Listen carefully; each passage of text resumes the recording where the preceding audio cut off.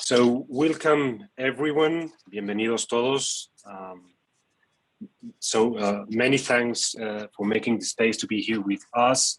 Pura vida, for those who are from Costa Rica. This is the first webinar, and I hope the first of many we're having based out of Costa Rica, even if it's virtual. Our guests, our panelists are sitting in Costa Rica. That said, introducing Tatiana. Tatiana is head of facility management services for LATAM at Uber, and she's also the head for the Young Leaders Program in IFMA for LATAM. And with that said, Tati, you've got the word. Thank you, Luis, for the introduction. And hello, everyone. As Luis said, my name is Tatiana Galeana, and it is a pleasure to join you today in the webinar. So I currently lead IFMA's Young Professionals Group in Latin America, and I want to take the next couple of minutes to give you a brief overview of what we do and what the program consists of. With more than 20,000 IFMA members around the globe, it is finding the right connections might be really daunting. So the Young Professionals Working Group is entirely focused on creating value and opportunity for young professionals in facility management under the age of 35. As a group, we strive to raise the profile of young professionals by demonstrating the knowledge and understanding that the next generation of FMs have, all while sharing experiences, best practices, and lessons learned. It is no news that facility management encompasses everything in the physical office space, from the office layout, decor, maintenance, but it includes as well the attitudes toward new and different work styles and supporting technology. Just to give you a quick fact, do you know that 75% of employees who leave jobs within 2 years do so because they're unhappy with either the management or badly designed workplace experience? Millennials in particular place a high value on making the best of their time at work. They expect workplace technology and design that allows them to work where they feel most productive and comfortable. That means anything from a breakdown of walls to promote creativity, to quiet personal space for reflection and deep work. So what a better way to support our industry's evolution than hand in hand with a generation of young professionals who are willing to be part of these critical conversations. Moreover, the Young Professionals Group in LATAM will help you connect globally to the information and tools that can contribute to the success of young professionals' careers, including access to potential job opportunities and employers. So if you're under 35 and interested in joining the platform for young professionals to promote global networking, connections, and a venue to share best practices and lessons learned, you're more than invited to join IFMA's Young Professionals Working Group. And now back to you, Luis, to kick off our panel discussion. Thank you. Thank you, Tatiana. Thank you for sharing that with us. And we hope to get a lot of young leaders into the program. Okie dokie. So let's go to our panel discussion. First of all, I will be introducing the panelists. Rebecca Arguedas, she works out of Costa Rica. She's president to United Facility Services, a company she created back in 2010, and she's got over 20 years of experience. Thank you, Rebecca, for being here with us. Ricardo Bolaños, also working out of Costa Rica, plus 20 years also in facility management services and corporate real estate services experience across Costa Rica and LATAM. He's actually Associate Director of Corporate Solutions and Head for LATAM at JLL. Thank you, Ricardo, for being here with us. Then we've also got Fernanda Gasteazoro, also plus 10 years in the industry, also working out based out of Costa Rica.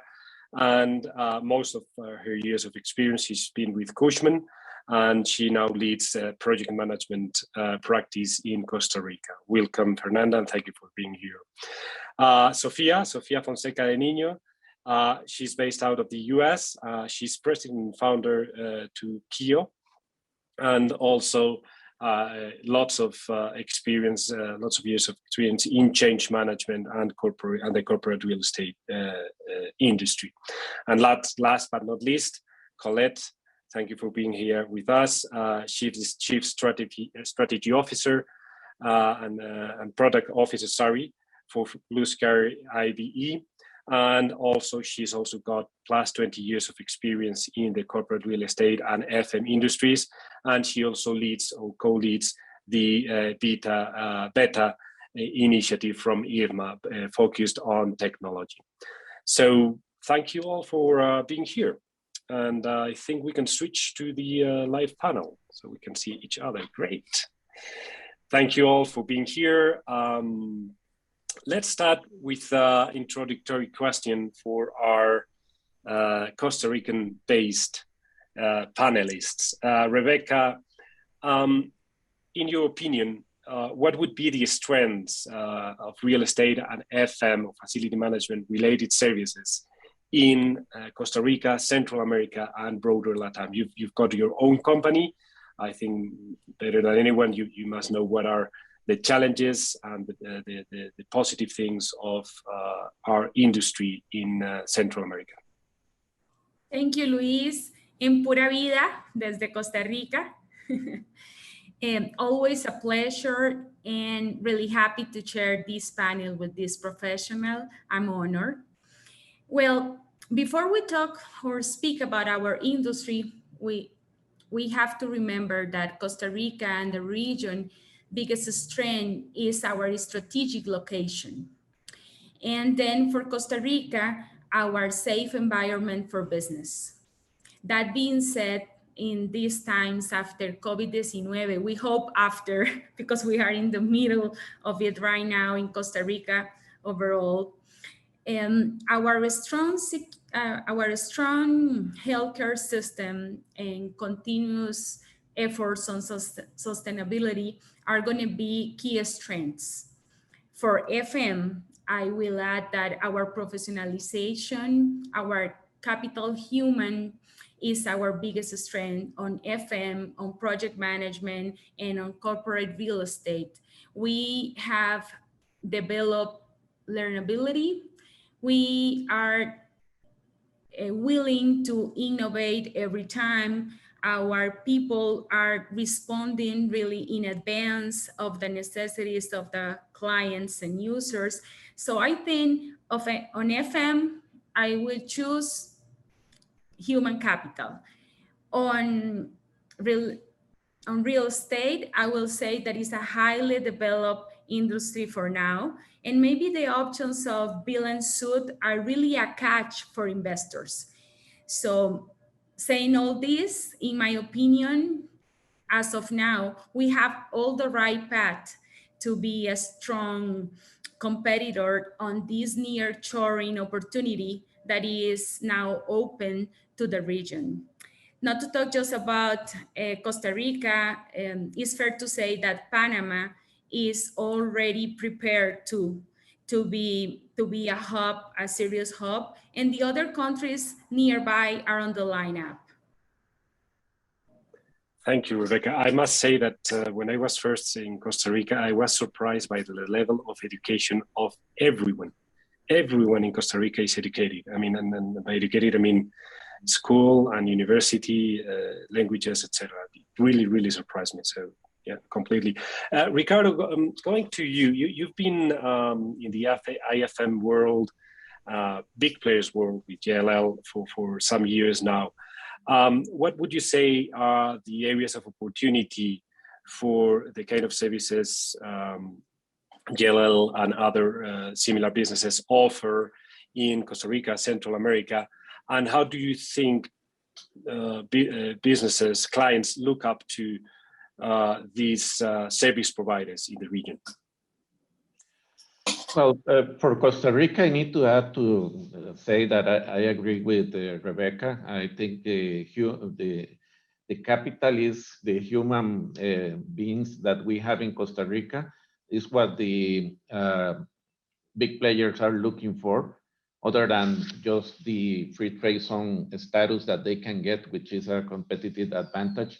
Costa Rica is still expensive in terms of cost and lack of the infrastructure that other countries have, but with the opportunity that the companies have here with the tax exemption and the kind of people that they can find here, we have an advantage because let's say Panama have exemptions for headquarters as well as we have it here for the different companies, but we have that not only for headquarters. And we have seen in person issues to have the proper development of the people in Panama that happened to different countries, to different companies in that country. I think for a moment, big players here in Costa Rica are looking for a little bit more sophisticated facility management, that they don't have it because we don't have a culture of that actually in the country. We don't have too many companies that offer real facility management services aligned with international standards.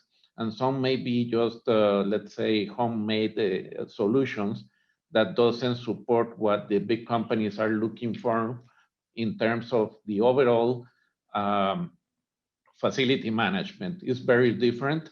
I used to work for a local real estate company that did facility management for different areas, and everything is homemade. There is no training, there is no understanding of the international standards, and that is something that I think is a real opportunity, because with IFMA, I think people that can get in and get training and get support from others is a real good opportunity for the people that want to develop in that area, or even the companies to suggest their teams to participate to really get more formation in the facility management area, because there is nothing here that shows you how to manage facilities in the real international way.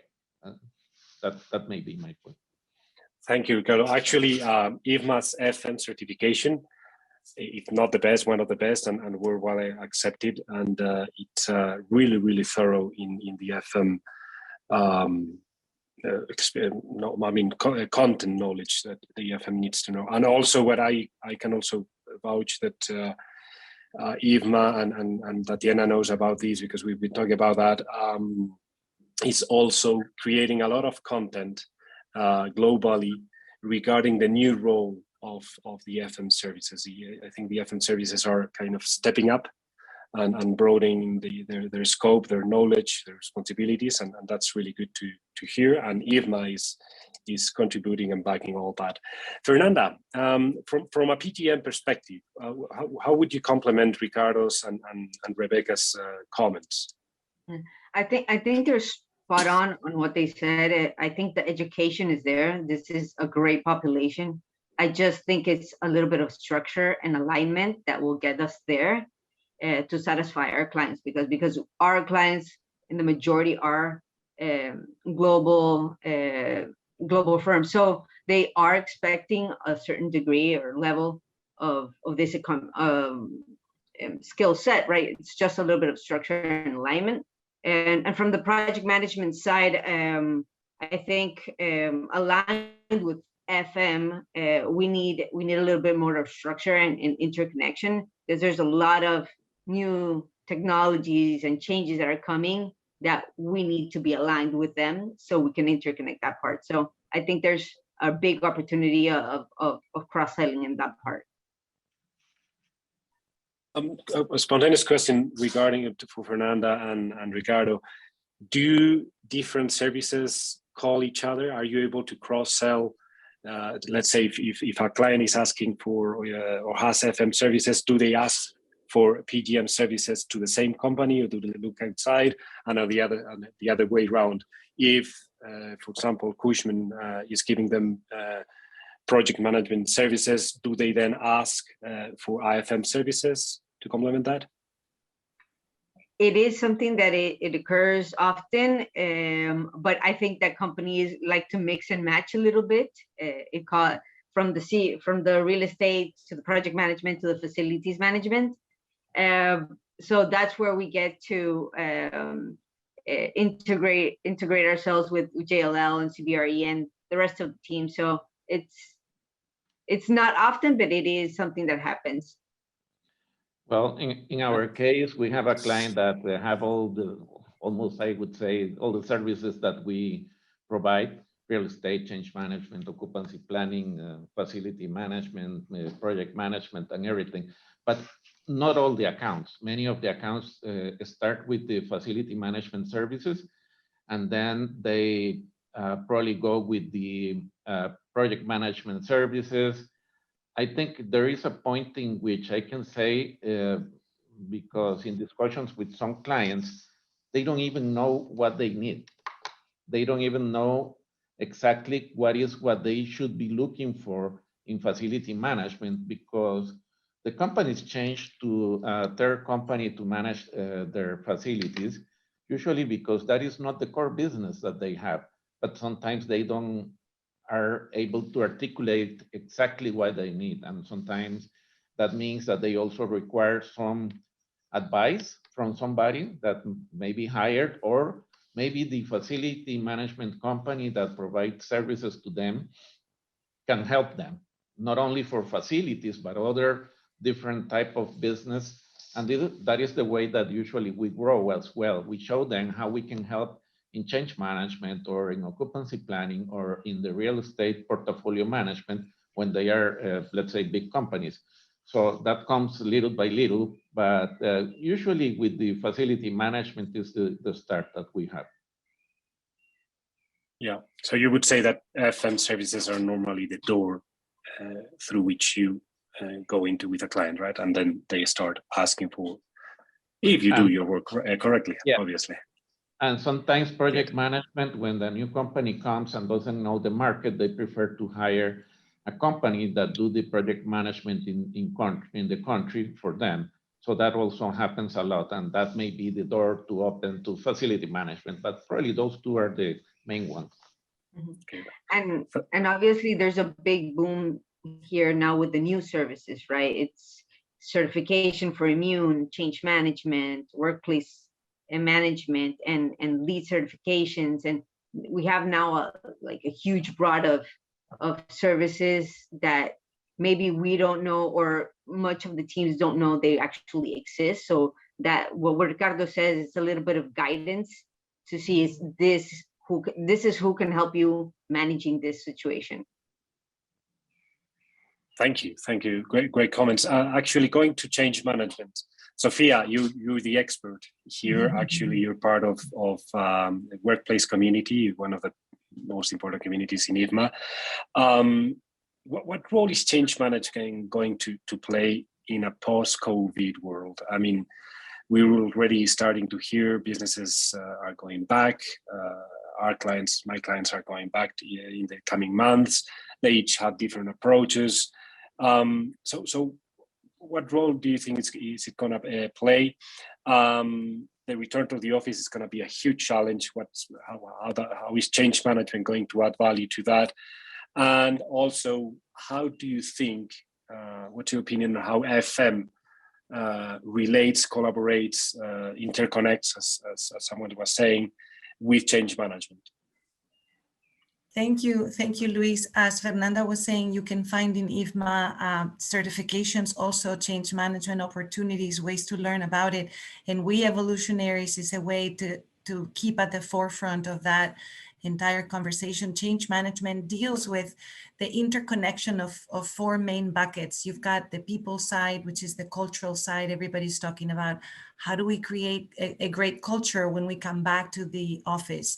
How do we reignite how people are coming and why? The second bucket, the place, the space. How do we, owners of that space as facility managers, deal with the enhancement of that experience on the space? And then the third bucket that change management deals with is technology. In that role, the FM becomes an integrator. And of course, there is always the fourth bucket of cost. So in the conversation of return to the office, we in the facility management world have an opportunity to become almost directores de orquesta, orchestra directors, because we have on one side the technology components. We have to work hand in hand with the IT people because we have this hybrid model that everybody's talking about, and everybody's on a different part of the spectrum. Some people have announced that they're keeping the majority of their people in their office. Well, the IT component and the technology is going to be very, very important to manage that virtual workforce. But also, what are the protocols? How do we keep people that are in the office and away in the same platform where everything works?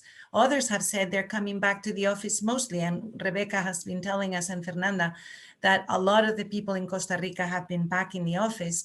Facility managers have been considered pretty much around the world essential workers. So they've been back at the office, creating pilots, creating hygiene protocols, for those that couldn't work at home and had to come back for some reason. So we've been at the forefront also of the C-suite, where people were wondering, how do we do this? How do we keep sick people 6 feet apart? What is that going to do for the real estate footprint? So there is a huge conversation that has to do also with how much space do we need and what space is going to be used for. In that sense, the facility manager can be also a curator of that experience. We have the opportunity to deal with these return in a way of hospitality, of inviting, welcoming, creating events. So we're also really a huge connector to the communications and events of some of the teams that have that. In many ways, it's going to be exciting, but it's also going to be challenging. And change management, the ability to help people transition through that change is going to be really an important skill set. And maybe you have it in-house, the coaching, the tactical set of protocols that can be defined. Sometimes maybe you are outsourcing it, but in this conversation, the facility manager is really at the center of it. So it's exciting. I think. Nice. Rebecca, go ahead. I completely agree with Sophia. Sometimes I like to think that change management is a really good tool of skills, but we need to wonder about growth management too, just like changing the mindset, not to going from one point to another, just living in the change, you know, because all these challenging times. So it's like more like a growth management thing. It's like complementing the change management topic. Great comments. And I'm going to piggyback on the soft skills. I mean, we've said it before that the FM profile is kind of expanding and broadening. So these soft skills in the return to the office programs are going to be really essential. Sophia, just to complement on your answer, who do you think should be coordinating this return to the office? Because as we say in Spanish, cada maestrillo tiene su librillo, ¿no? You'll see, you can talk to each different clients, and in some clients or businesses, it's finance coordinating things. In others, it's HR. In others, it's the workplace or real estate organization. Who do you think, in your opinion, who do you think should be kind of directing, as you mentioned, all these, the whole change management program in the return to the office programs? If we had a magic wand and we could say facility managers, that would be really the answer. But in many cases, that is not the way that it works, because it depends where the real estate organization falls. Like you said, if we fall inside of HR, many times HR is leading that conversation, because there's a lot of policies and protocols that have to do with HR that have to be addressed when people live in different cities, or if they've moved away and they have to come back. In others, we fall under finance. And so finance is leading the conversation from a perspective of how do we address cost issues. And that tends to create a context for how the facility manager can do it. Sometimes we fall under IT. In some organizations, there is a really huge connection with the technology part. And so the facility management team falls in some way under that organization. In some cases, we are a separate one, because the skill set that we have includes the hard skill sets. You know, we know how to build things, the soft skill sets, we know how to manage people, we know how to integrate technology and culture. We are positioned in a very unique way, but I find that sometimes the HR organization doesn't always understand it. They try to lead it from a sense of behavior and protocol, but they don't understand the space component because we have longer lead times. Our things can take 6 months, 8 months, 18 months if you're building something new. And right now, I think a lot of the teams are really paying attention to the facility management role, and hopefully we can bring those answers to the forefront because we are equipped better than almost anyone else in the organization to respond to this question of integrating all the components for the return to work. So it's sort of a circular answer because it really depends on where we fall in the organization, but we have a way to answer that most others really don't because we understand the 4 buckets better. Yeah, I think sorry, go ahead. No, I was going to say that probably facility management will lead for sure what is related to the facility, but we need to be engaged with the human resources. Usually, at least that's the way that we work. And I think it depends on the size of the prize. I mean, if it's a big transition or it's a small thing, just for a small new area, probably facilities can handle.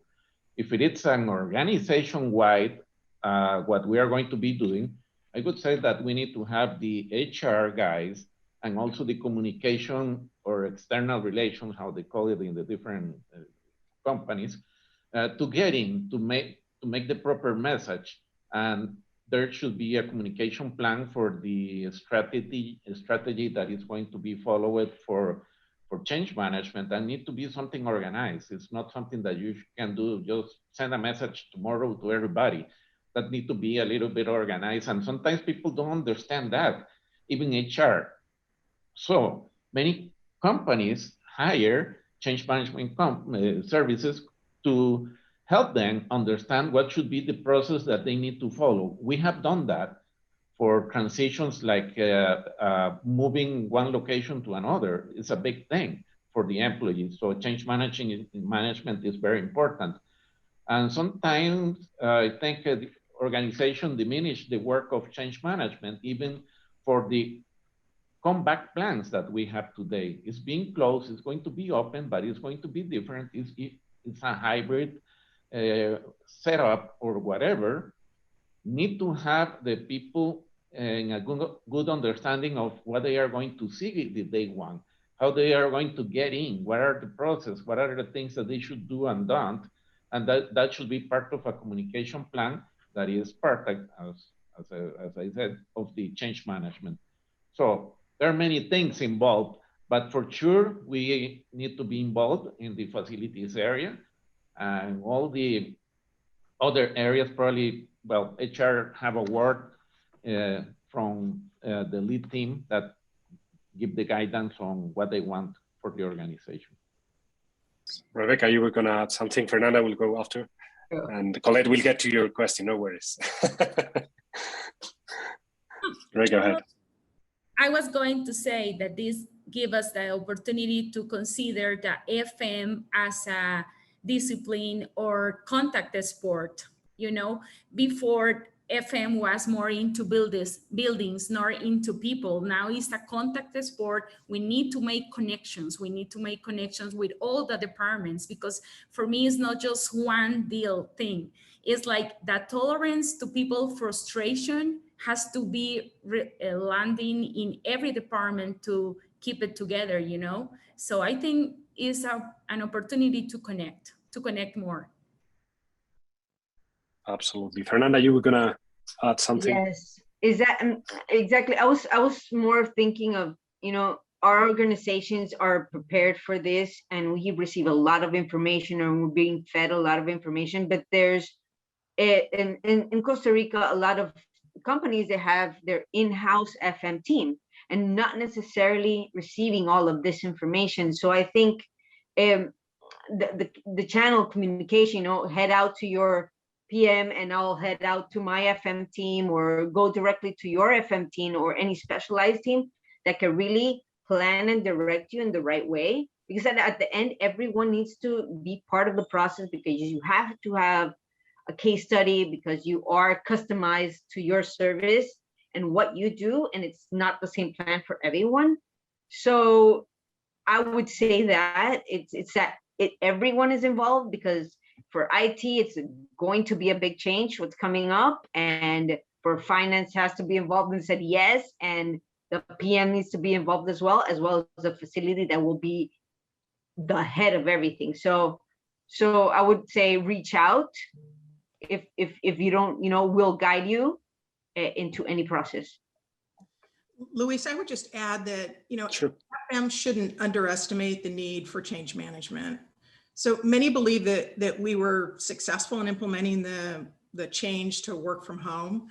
So as an example, many organizations had to make that change overnight, and it was led by different departments. It could have been led by IT, HR, and FM was supporting it. That is a very different journey for an employee when we moved home versus now that we're going to be re-entering the office.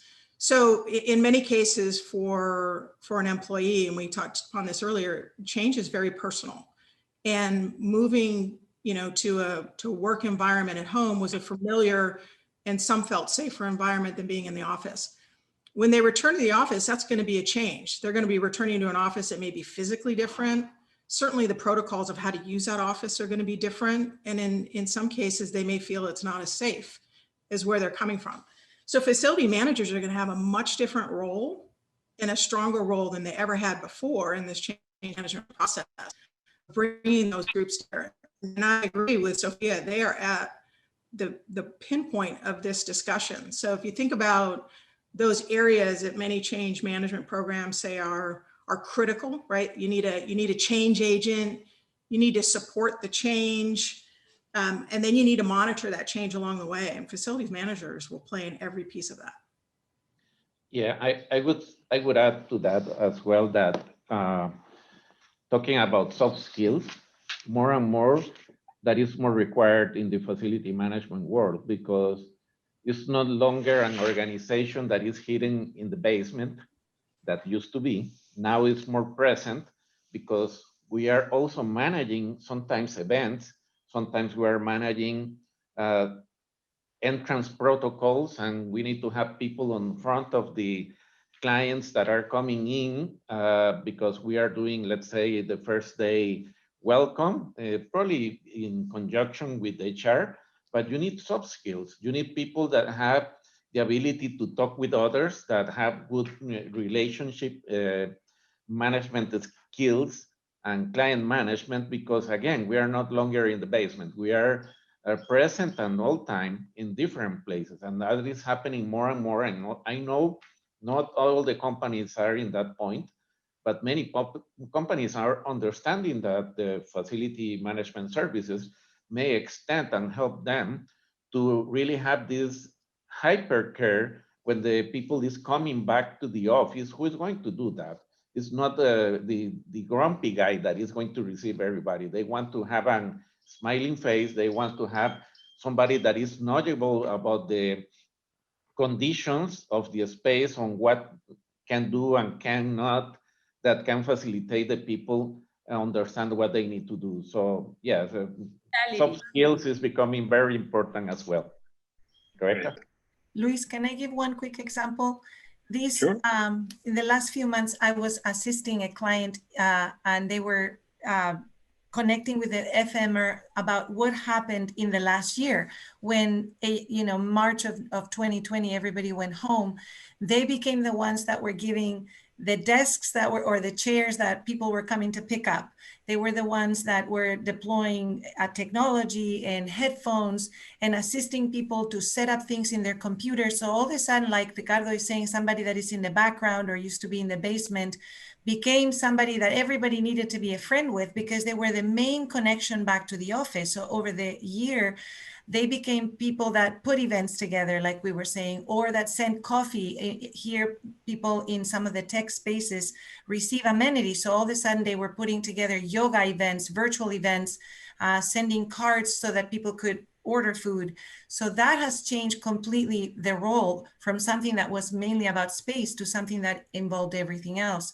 So when we are returning to the office, a lot of those things have become really embedded in people's daily schedules. To call on the FMer for assistance on all kinds of things so that they could do the work that they're doing. And when they're coming back, we have a really golden opportunity to enhance our role.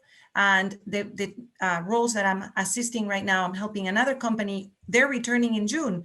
So we're creating specific protocols for how do we do what we were doing at home from the office. So we, again, are at a really special pinpoint to help people return with that sense of hospitality. Agreed.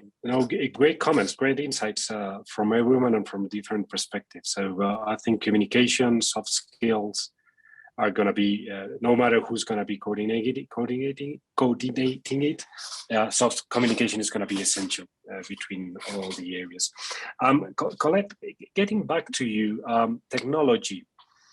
What's the role?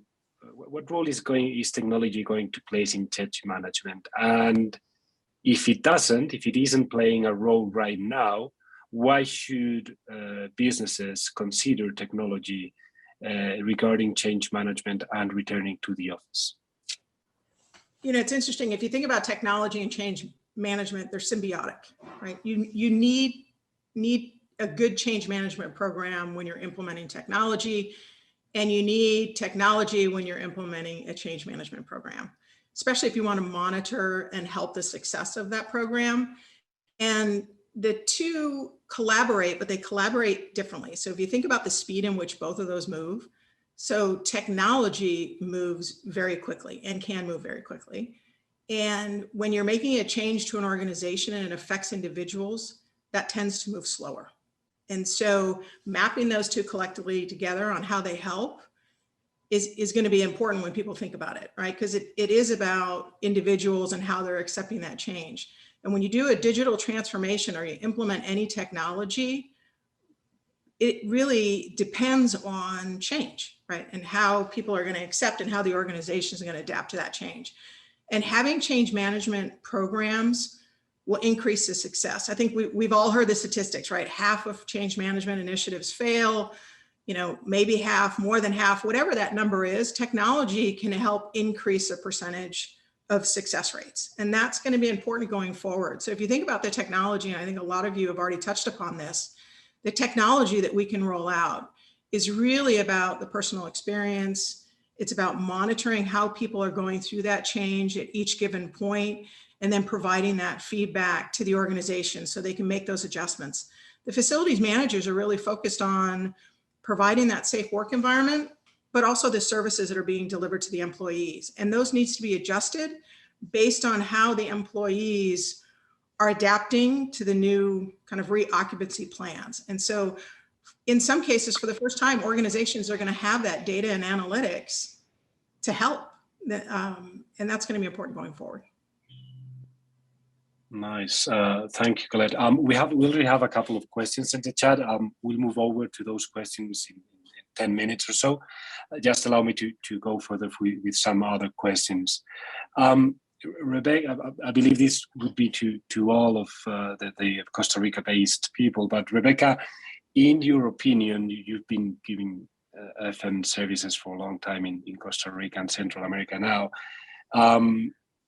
How do you see your clients, or how do you see clients in general using change management and technology in Costa Rica and Central America? Are we talking about, advanced students that already have these programs and technology in place? Are we talking about clients or companies that don't have any of that and they are just getting interested and starting to use them? What's your view on that? Yes, as Ricardo said before, we have polarized our business because we are now the top 5th world-class business hub. We have a lot of medical services companies, all the life science manufacturing. We have a lot digital tech business. So on those companies, they are going really fast on the implementation on all the AI and all the systems and touchless access. And we have also like cutting edge designs on some buildings that they are really prepared and using all the tech available. So we have that sector, but we have the other way around with the old buildings and low budgets and unprofessional people, but they are trying to go to the opportunity to become more tech savvy. But on logistic and distribution, I would say they are like behind. And all the free zones, they must. On the free zones is a must to be leveraging everything on the tech advices, because they have all global headquarters abroad. So they need to follow the pace, all the guides and certification and audits and requirements are ahead, because on the processes, they just like go toward us. So we have to move fast. Nice. Fernanda, Ricardo, anything to add on here? What's your experience with your clients? Yeah, go ahead. I think from the volume perspective of the growth that the whole region has right now, Central America and Caribbean, companies started small and now they're just growing and very quickly, and that one person that was associated to how your company was going to operate is now becoming a complete team.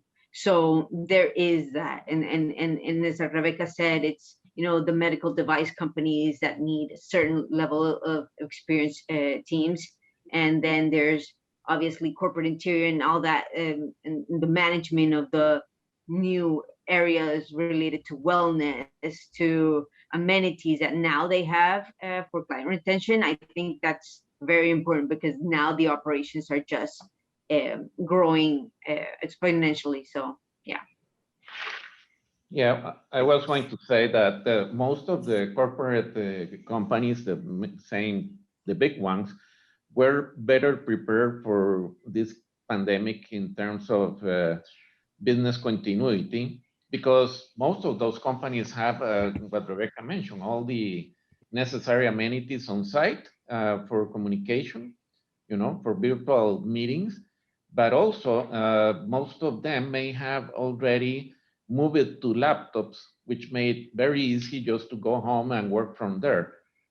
Difficulties, well, not everybody have the right place to work. They don't have the right internet connection bandwidth to work, but that was, let's say, much easier for the companies that have been preparing for business continuity for years than the local companies that, as Rebecca mentioned, with low budgets, still using desktops everywhere.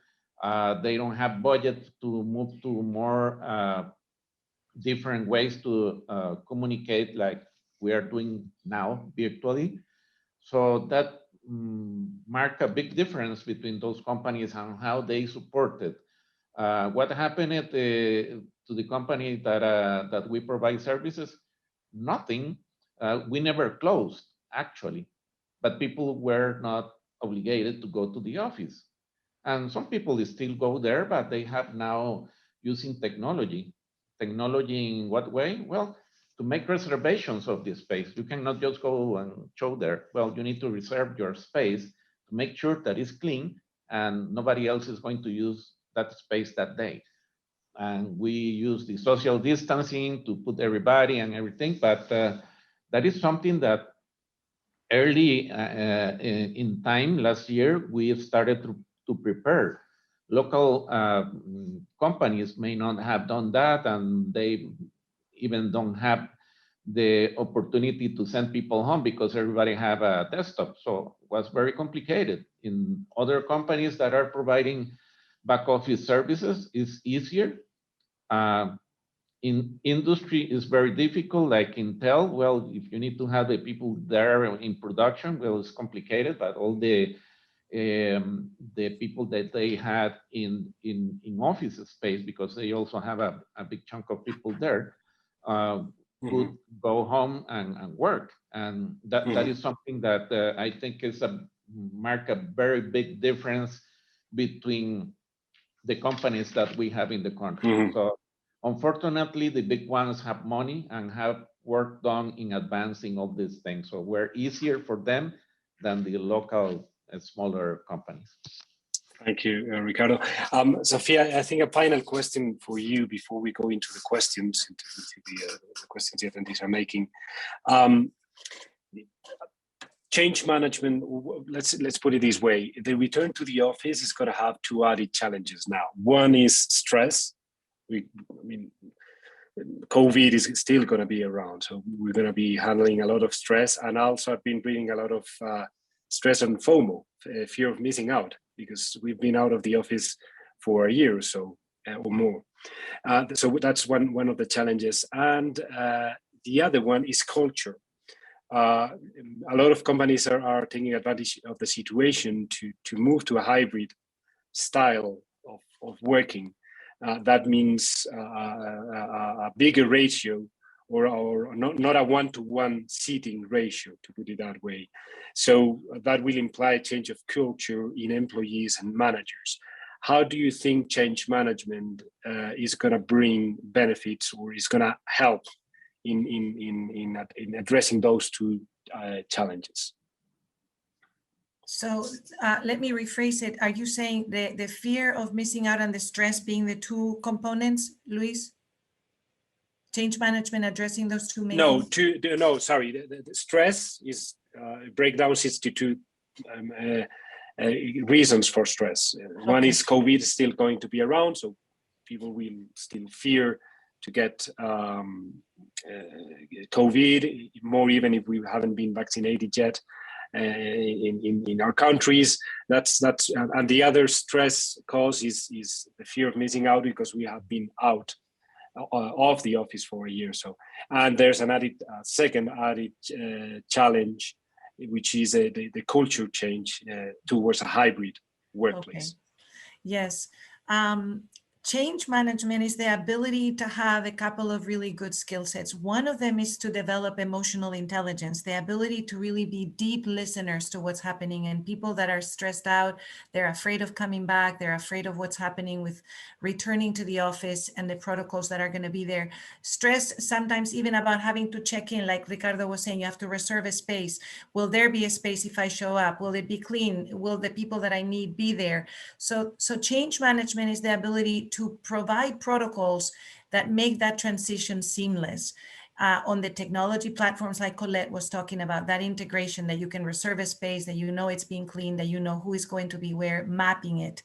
To know that, for example, the New York Times had an app that had to do with, it's called Dojo, where it shows where in the office people are, and you have these heat maps to see where people are so you can find them. So that stress factor can be also reduced, that you can move around the office in a safer way because you know where people are.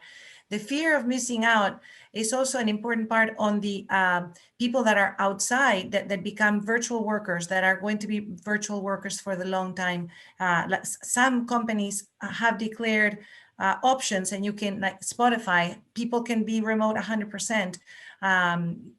Somebody like Twitter has said the same thing. So they're coming back at different times, but those that are away need to remain connected, and the facility manager with the IT can provide those platforms that have been developed during the pandemic so that people can continue to feel like they are part of the equation. At some basic level, protocols for conferencing, how do you make sure that people can see what's happening in the office?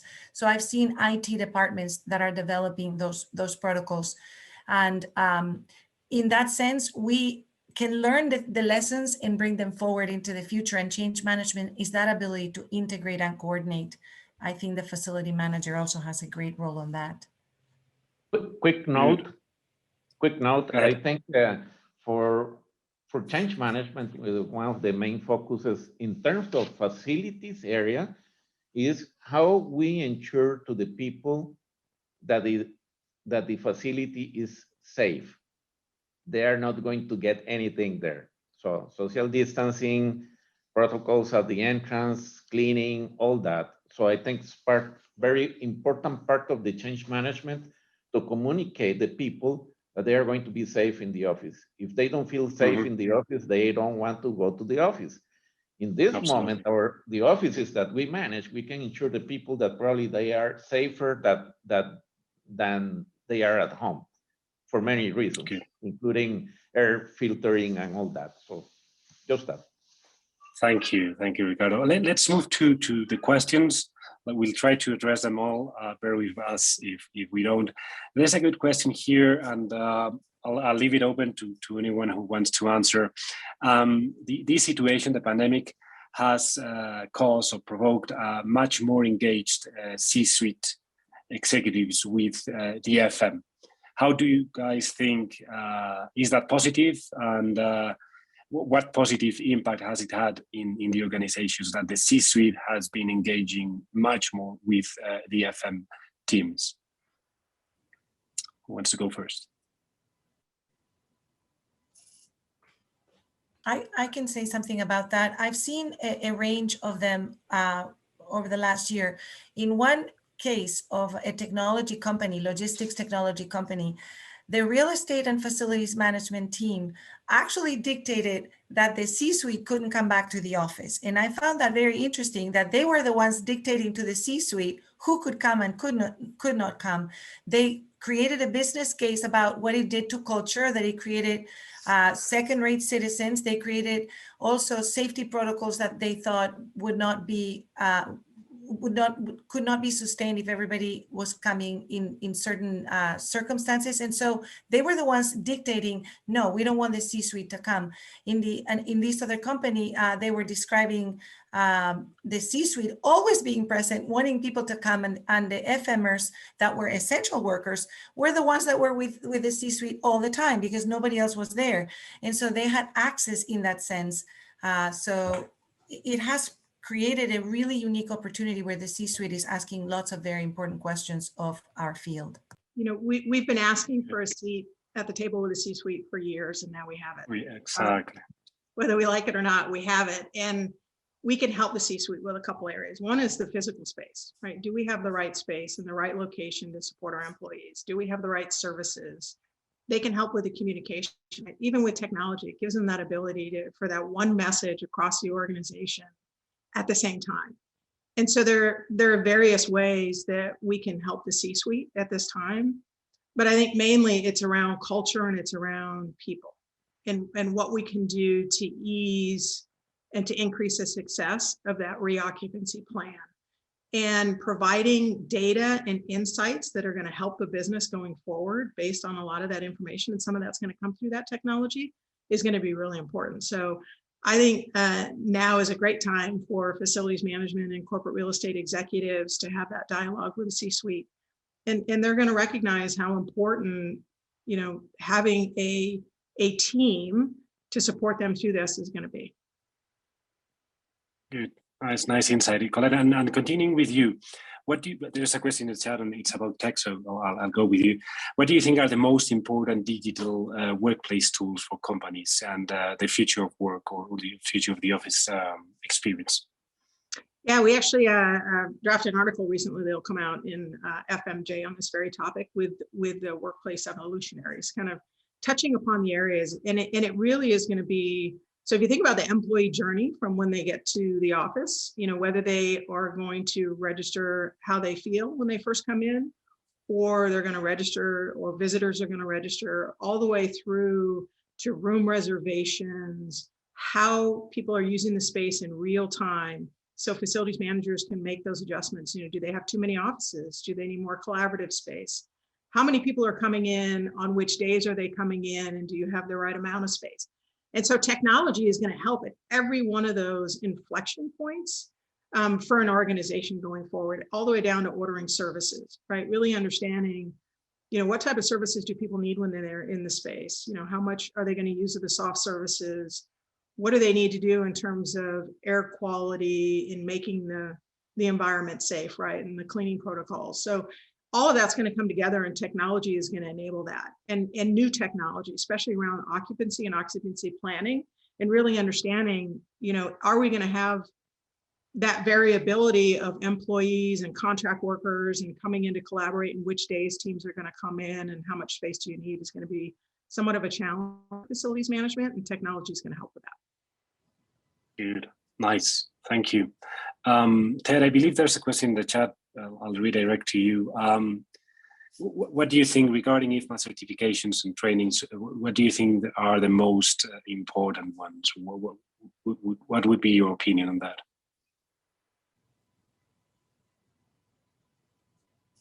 I think you're on mute, Ted. Yeah, you're on mute. Sorry to bring you back to the panel. Thank you, Luis. Fantastic discussion, everyone. I think, you know, it depends on where you're at from a career evolution perspective. I think FMP is probably the most foundational.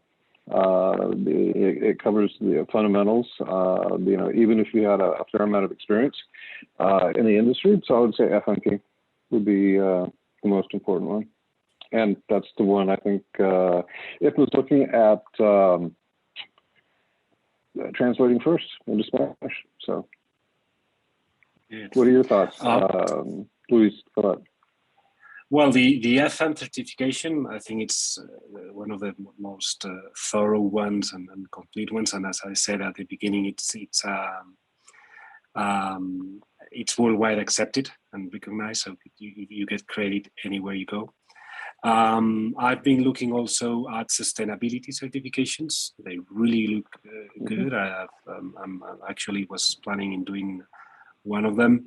And there are also, well, perhaps not certifications, but courses on the community, Workplace Evolutionaries community.